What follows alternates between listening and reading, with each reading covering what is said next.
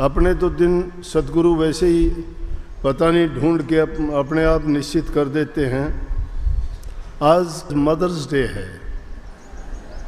Mother's day अंग्रेजी में बोलते हैं, वैसे माँ का दिन हो गया ये। माँ का दिन होता है, कोई पिता का दिन होता है, कोई पति का दिन होता है, कोई भाई का दिन होता है, कोई बहन का दिन होता है, कोई राखी का दिन होता है, बहन भाई का हो गया। करवा चौथ का व्रत होता है, पति के लिए हो गया कि नहीं हो गया। मदर्स डे माँ का दिन हो गया, फादर्स डे पिता का हो गया। लेकिन सब दिनों में सबसे महान दिन मदर्स डे का दिन है। जिस इंसान ने ये सोच समझ के ये दिन निश्चित किया, वो वाकई में ही बहुत नेक इंसान था।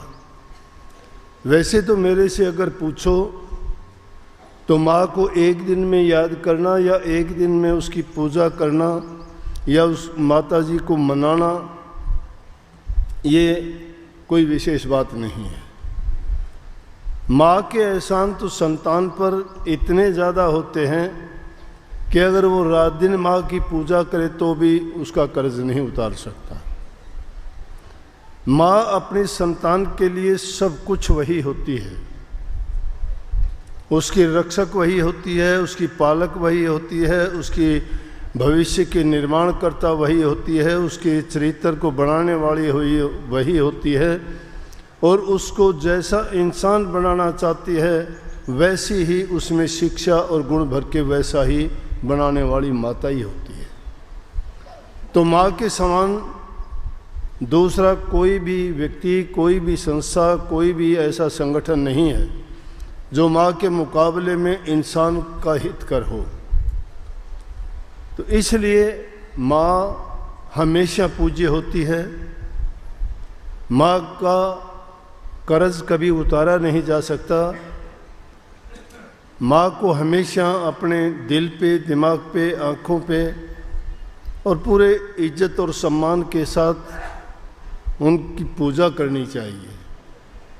जो माँ की बहुएं भी अगर अपनी सास को माँ की तरह ही अगर पूजती हैं तो उनको किसी देवी देवता की पूजा करने की ज़रूरत नहीं। यहाँ तक कि आपको किसी गुरु के पास जाके और उनसे दीक्षा लेके जो आप भक्ति के लिए कठिन साधना करते हो, चाहे वो साधना बिल्कुल ना करो, लेकिन माँ की और सास की सेवा करो, उसी में आपकी सारी भक्ति, सारी युक्ति, मुक्ति सब उसी में है।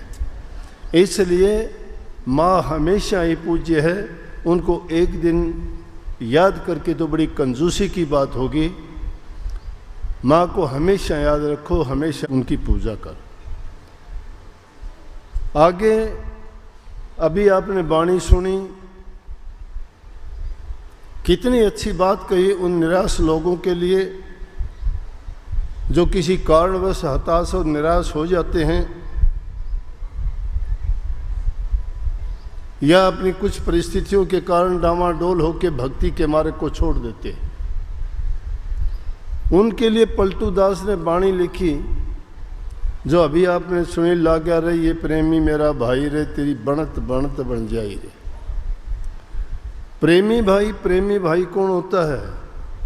प्रेम तो सभी करते हैं दुनियादारी। कोई पुत्र से प्रेम करता है, कोई पत्नी से करता है, कोई भाई बहन से करता है, कोई अपनी धन संपत्ति जायदाद से करता है, कोई रिश्ते नातेदारों से करता है। प्रेम है। लेकिन यहाँ प्रेमी किसको बोला गया है? ये वास्तविक प्रेमी नहीं है। वो तो एक मोह के बंधन के स्वार्थ के प्रेमी हैं। परंतु यहाँ जिस प्रेमी को कहा गया है वो प्रभु की भक्ति करने वाला, गुरु भक्ति करने वाला, नाम भक्ति करने वाले को प्रेमी कहा गया है। वास्तविक प्रेमी वही है जो प्रभु से प्रेम करता है। और प्रभु से प्रेम करने का माध्यम गुरु के द्वारा ही पता चलता है। दूसरा कोई भी ये रास्ता न बता सकता है, न दिखा सकता है, न चेता सकता है, न संवार सकता है। इसीलिए गुरु हमेशा पूज्य होता है। तो पलटू दास जी कहते हैं कि जब उन्होंने कुछ ऐसे लोगों को भटकते हुए देखा जिनको निराश होते हुए देखा कि भक्ति नीरस है। भक्ति के रस को अगर कोई सहज में पा लेता तो फिर ये गति और अवस्था नहीं होती, फिर तो सब कोई लोग कर लेते। लेकिन वो रस इतना मुश्किल से, इतनी मेहनत से और बहुत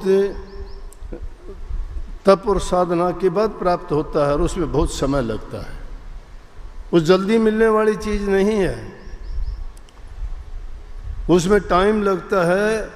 इसलिए टाइम लगाने का हमारे पास समय नहीं है। हम तो चाहते हैं कि आज नाम लिया तो आज ही हमें सब कुछ मिल जाए।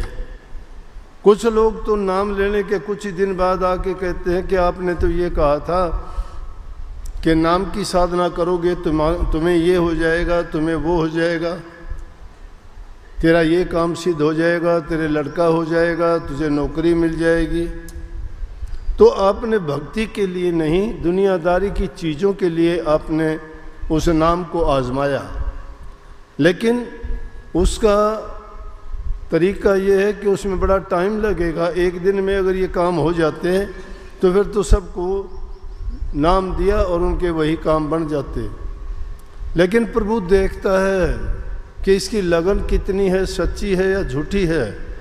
दुनियादारी के कामों के लिए तो और बहुत सी संस्थाएं बनी हुई हैं, वो आपको उस काम में योग्य बनाने के लिए आपको शिक्षा दे देंगे, समझा देंगे, उनकी जिस प्रकार से भी उनका नियम है वो आपको बता देंगे। लेकिन भक्ति का इतना आसान तरीका नहीं है, क्योंकि जो चीज़ स्थूल चीज़ें हैं, जो चीज़ें माया और काल द्वारा निर्मित हैं, हम उन्हीं चीज़ों के बारे में, उनके गुणों के, उनके दोषों के बारे में जानते हैं। लेकिन नाम का जो गुण है उसको नहीं पहचानते। नाम में दोष तो है ही नहीं, वो तो गुण ही गुण है, और गुण इतने आसानी से नहीं मिलता। एक छोटा सा उदाहरण देता हूँ। अगर एक नारियल को देखोगे बाहर से तो कितना कुरूप सा दिखाई देता है, शक्ल भी इतनी अच्छी नहीं है। फिर उस पर थोड़े बाल से चिपे हुए उनको फाड़ोगे, उसके अंदर भी देखोगे कवच मिलेगा, वो मिलने के बाद भी फिर अंदर दूसरा मिलेगा, और वो तोड़ने के बाद में पानी मिलेगा, वो लेकिन वो पानी अमृत के समान होगा। बाहर को देखने से नहीं पता लगता। इसी प्रकार से उस नाम की जो तलाश करोगे, जिस नाम को हम पाना चाहते हैं, वो बहुत मेहनत के बाद और बड़ी परत उथलने के बाद मिलता है। हमारे अंदर भी इसी प्रकार से कहीं स्थूल पर्दे हैं, कहीं सूक्ष्म पर्दे हैं, कहीं अति सूक्ष्म पर्दे हैं। उन पर्दों को पहले स्थूल से ही हम बाहर नहीं निकलते। स्थूल ये दुनियादारी की चीज़ें हैं, ये हमें नहीं निकलने देती, हमारा स्वार्थ ही नहीं निकलने देता। और उन चीज़ों को हम मान लेते हैं, उन्हीं चीज़ों के लिए काम करते हैं। हम यहाँ भी जितने लोग आए हैं, भक्ति के लिए कम, मुक्ति के लिए कम, लेकिन क्या चाहते हैं कि हमारा स्वास्थ्य अच्छा रहे, रोग ना लगे, बीमारी ठीक हो जाए। हमें संतान नहीं है तो बच्चे मिल जाएं, गरीब हैं तो हमें धन मिल जाए, जिनको नौकरी पेशा नहीं है उनको मिल जाए, ये चीज़ें मिल जाएंगी। दुनियादारी की चीज़ें हैं, मेहनत करोगे, कोशिश करोगे, प्रयास करोगे, हर चीज़ आपको मिलेगी। लेकिन जब उस एक ही चीज़ को कमा लोगे तो आपकी इन चीज़ों की तरफ से जितनी मन इनकी ओर लगा हुआ है वो मुड़ जाएगा, उसको इनकी ज़रूरत नहीं रहेगी। समझ जाएगा कि ये चीज़ें मायने नहीं रखती, ये चीज़ें तो बदलती रहती। आज किसी के पास है, कल किसी के पास होंगी। आज कोई अरबपति है, कल को वही जो है खरबपति हो जाएगा। कोई आज तंदुरुस्त है, कल को रोग बीमारी के कारण देखोगे हालात उसकी खराब हो जाएगी। कोई हालात समय के अनुसार बदलते रहते हैं, लेकिन नाम के जपने वाले कभी निराश नहीं होते। इसीलिए संतों ने कहा है कि दुनियादारी के बदलते हुए समय के अनुसार जो अवस्थाएं, चीज़ें और हालात बदलते हैं, उसमें घबराना नहीं।